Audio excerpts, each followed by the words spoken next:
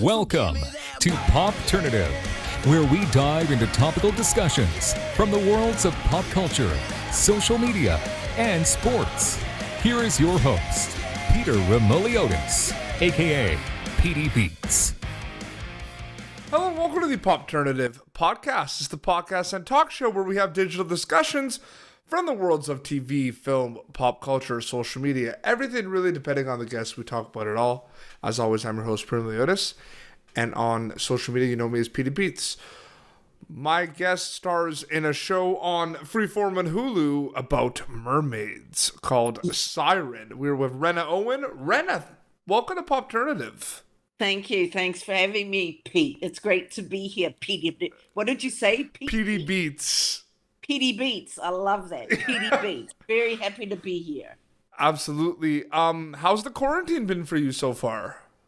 Well, it's given me a long overdue break. So I'm going to be honest about that.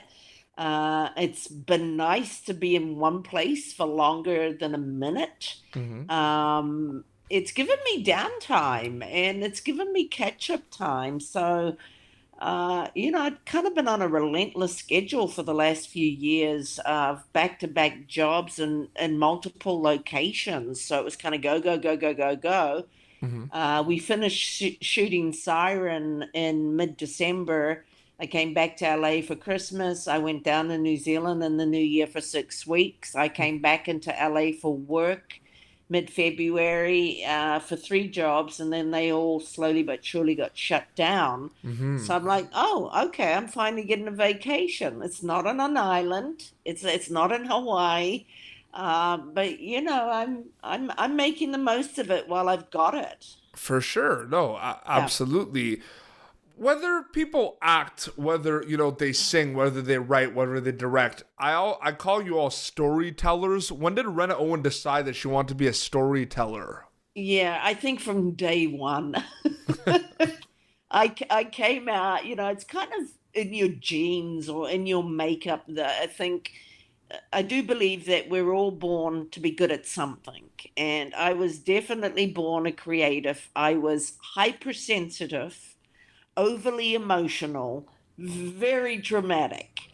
I had an incredibly vast, large, and vivid imagination. Yeah. So right back to childhood, I was in my imaginary world. And in little people's school, growing up in New Zealand and being part Maori, and Maori are the indigenous people of New Zealand. My dad was Maori, my mum was Caucasian. But I got involved in what was called the Maori Club, which was we did traditional singing and dancing, and Yep. I loved performing. And I kept doing that in high school and ended up doing the high school musicals. I also wrote a lot of stories at school. I was actually first published when I was 8 years old. I entered a poetry contest for children under 10. I won. My story got published, and I won a whole $5, which was a lot of money for a kid back then. So I was always creative. And here's the thing: even as a teenager in high school, doing the musicals, I knew that I found my place in the world. I knew I wasn't cut out for a 9 to 5. I knew I didn't want to be sitting at a desk Monday to Friday. I found my place on the stage. However, this is kind of the end of the 70s. For me, firstly, as acting and writing were not considered a serious career. I think that's for a lot of countries didn't consider the arts.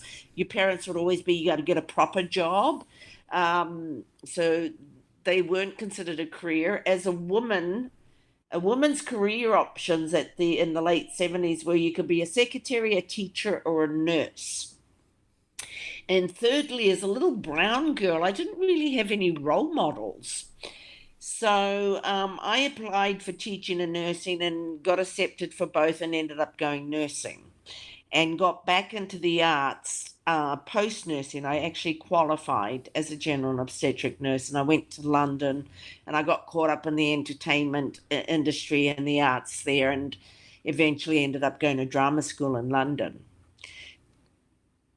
That's amazing. I love that story. Like you took me through like the journey with that story, which is awesome. Well, do you know what? I think it's different now. And I'm glad it's different now because I think most parents want their children to be happy and they want their children to do what they love to do. Back then, it was still kind of white picket fence, so to speak. It was like because I grew up at a time where everybody had a quarter acre section in a car because everybody had a job. And, the arts are different. It's expanded. You've got the internet, you've got social media. It's a whole different world. So I think, I don't think it's as old fashioned now where parents are like, no, you've got to go and become a lawyer or a doctor or a teacher and this. Our parents were only doing what was right for us. They wanted us to have a career that would be secure.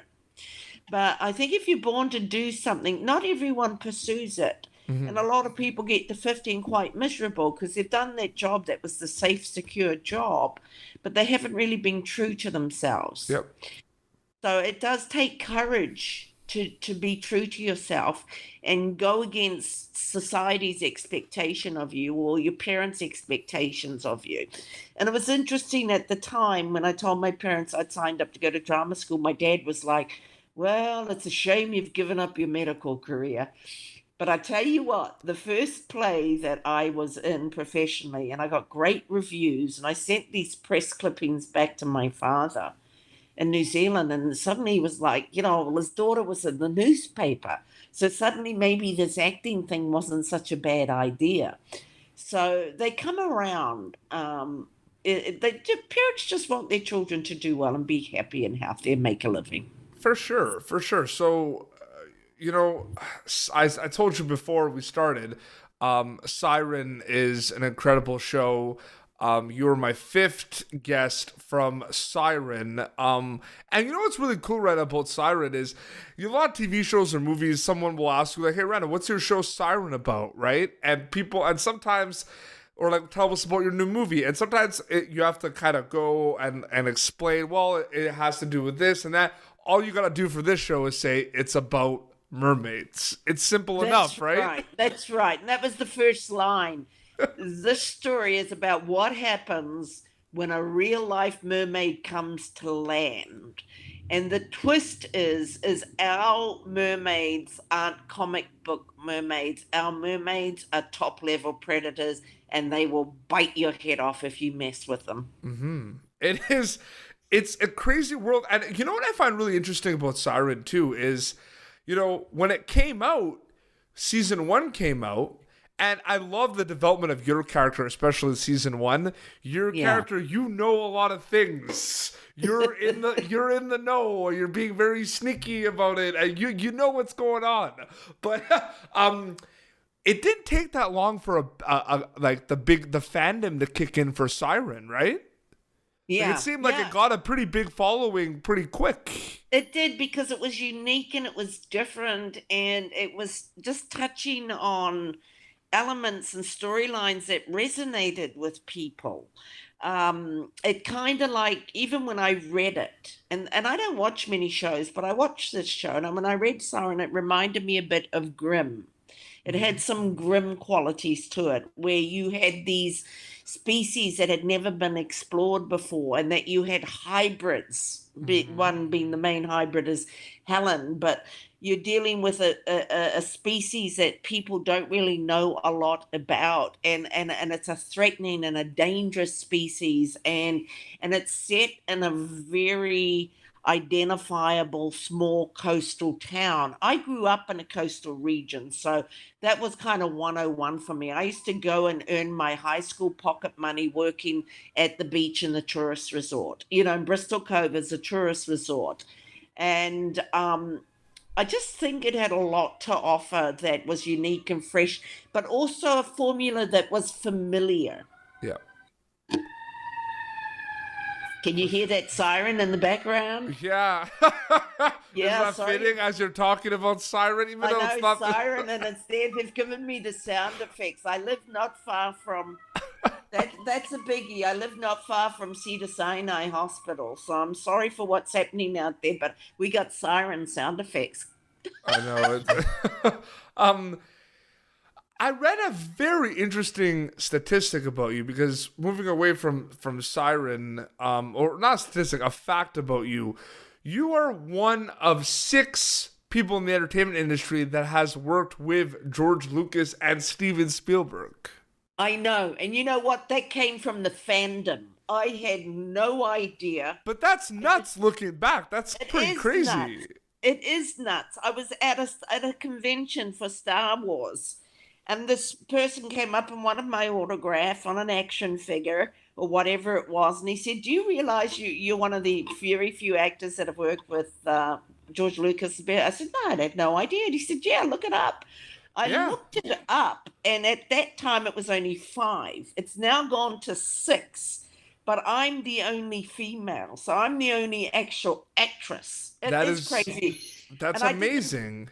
I didn't back to back. I did Star Wars Episode 2, Attack of the Clones, and then Spielberg, a cameo role for Spielberg's AI, and it is Artificial amazing. And intelligence. it didn't occur to me at the time, but I look back now and I go, God, yeah, that was pretty awesome. No, it is really cool. The Star Wars, I mean, it's pretty cool too because you're part of like 2, like you're part of the Star Wars universe and you're part of the Siren world, and it's like 2 pretty huge fan bases. I mean, obviously the Star Wars one is a lot bigger than Siren because it's been around longer as well. Oh, yeah. But it's Yeah, pretty for cool that sure. you're able to kind of be part of those 2 worlds, right, Rena? Well, that's right, but there's also been jobs in between that kind of cross over into that sci-fi, fantasy, horror, and convention, and that was Crow. I did well, before Crow, I did a reoccurring role on Angel. Yep. I was Dinza, the goddess of all lost creatures, and that was toe to finger to head prosthetics, and I had wings. It was almost human's most elaborate creation. And I worked with David Boreanaz in that show. And then we both went on to do roles in Crow 4, which wasn't a successful part of the franchise, but that film was made. So there was Angel. And then the other show that I've been doing a reoccurring role on is Seth MacFarlane's The Orville. Yep. So I do get a lot of work in that realm of sci-fi, science fiction, and I love it. I love it. And it kind of, yeah. It's Oh, been a sorry, good- sorry. Yeah, sorry, continue. No, it was kind of good for me because I kind of come into that category where I'm so ethnically diverse and that you can't, I don't come in a box. So I'm really well suited to that world. And if you look at George Lucas, because yeah, I've got like 5 dominant bloods, Maori and Welsh on my father's side. Then on my mother's side, Caucasian, French, and a little bit of Scandinavian. Yeah. And George Lucas kind of hired 5 Polynesians, and so did Matrix, because they all thought that this was the face of the future, Yep. where it was neither, non-identifiable in a lot of ways. And so I'm well suited to sci-fi, and I love it. I love the sci-fi world, and I hope I do more and more work in science fiction. Would I like to do a cop show or be a lawyer? Yeah, sure. But sci-fi is so much fun. But I mean, something that's not sci-fi that we have to bring up, of course, is your film Once We're Warriors, right? Oh yeah, that's Come on, like I'm surprised you didn't bring that up. I know we were talking sci-fi, but I'm surprised. I was waiting for it. Yeah, that's not sci-fi.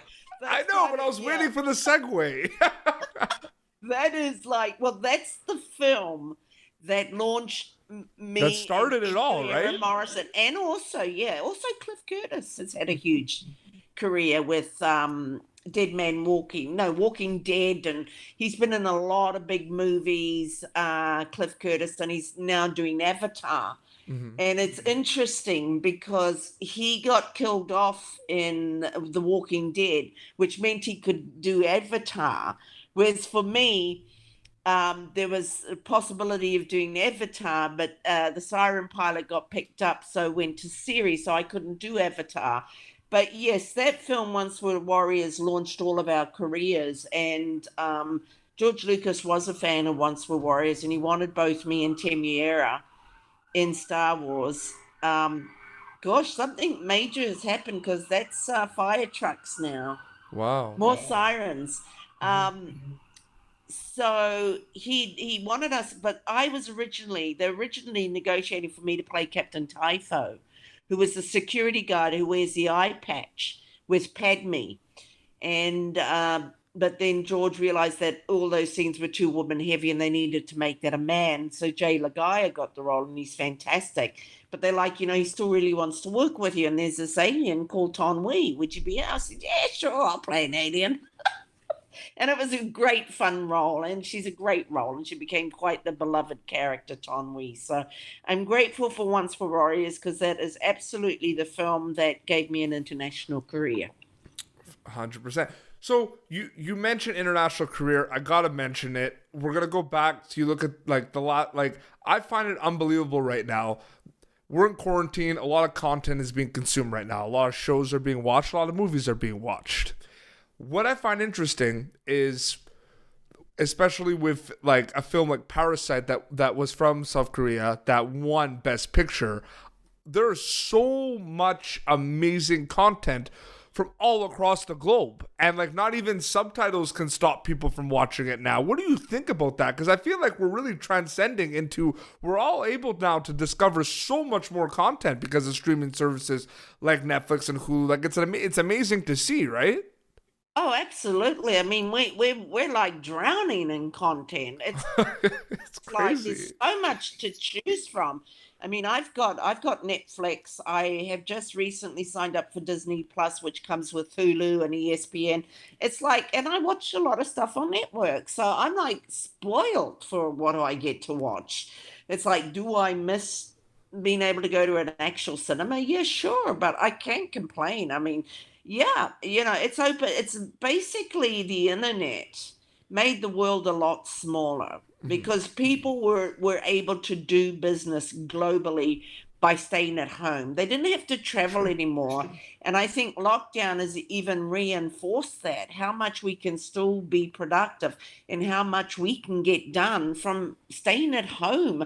I mean, where I live in Auckland, West Auckland, it's kind of like a Malibu. It's a kind of coastal community, um, and that just once the internet meant that people didn't have to go into the city to go into an office, they wanted lifestyle. So they started buying houses out there because they're like, well, I want the $1 million sea view because I can sit here at my desk. So that's kind of prepared us to be able to still function through this lockdown because we've all gotten into technology. I think the things I'm doing more of for sure, is meetings and catch ups via Zoom or Facebook or Messenger. And it's a whole new world we Or live in. podcasts. Or podcasts. It's a whole new world, and it's we're kind of changed, and it's going to be forever changed, the world in which we now live and how we operate. And we'll take the good and we'll leave the bad behind. But I think we're all going to have to reassess because I don't think this will be the last pandemic. There will be more. There will be more times where it's like, oh, okay, guys, we need to kind of stay at home. Something's going on out in the world. I mean, we're getting super bugs. Antibiotics aren't always going to be able to take out bugs. That's just the nature of the world we live in, and part of evolution and part of just evolving and what have you. It's kind of scary, but we can't be afraid. As Yoda, my great friend Yoda said, There it is. fear is the path to the dark side. So you don't want to be afraid. You got to stay on the light side and keep the faith. For sure. Well, Rena, thank you so much for joining me on Popternative to chat for a little bit.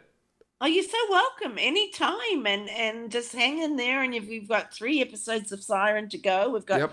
8, 9, and 10. Obviously, I can't give anything away, but you're in for a lot of big surprises and a few shocks and a few every season has to end on a cliffhanger of what the F's gonna happen. But it's so much fun. It looks good. Like the cinematography is good and the CGI Yeah. is amazing too. But I just there's a nice recipe of success with there's a lot of elements of Siren that I really like, Rena. That's awesome. Thank you. And Vancouver is just so beautiful. It's just the location is fantastic. We have a great cast. We have a great crew. We really dig each other. We love each other. We love working together. We love working and shooting at Vancouver Film Studios and working on location. And it comes down to our scripts, our godfather, Eric Wald, our showrunner, and they're both writers. An actor is only as good as a script. We're only as good as our scripts and our directors. So we get great scripts, great concepts. They are so ahead of themselves, our writers. I mean, they write stuff that suddenly is resembling life. I mean, we were in lockdown at the end of season 2 and we were all under military law on lockdown, for whatever reason. But we're blessed, and I just fingers crossed that we get to go to season 4. But you're in for a lot of big cliffhangers come episode 8, 9, and 10. Where can people follow you on social media to keep up to date with everything? Absolutely. My main page is Instagram, and I'm at Rena Owen, and it's look for the little blue tick. And the thing I like about Instagram, if you post there, you can share it to Twitter and Facebook, one post across 3 mediums. So at Rena Owen on Instagram is my main platform. I'm also at Rena Owen on Twitter. I don't go there that often except to live tweet with each episode. I don't get to Facebook that often. And that's the Rena Owen, but you can definitely catch me on Instagram. Amazing. Well, thank you so much for coming on the show. Oh, you're so welcome. Thank you for having me, and stay safe and stay well. Absolutely. Well, this has been Popternative. Be sure to watch Siren on Freeform and on Hulu. And until next time, this is Rena Owen and Peter Beats signing off. Thank you for tuning in to Popternative. Make sure to check out our past episodes of Popternative on YouTube. Be sure to like Popternative on Facebook and follow us on Twitter. This has been an Autograph Communications production.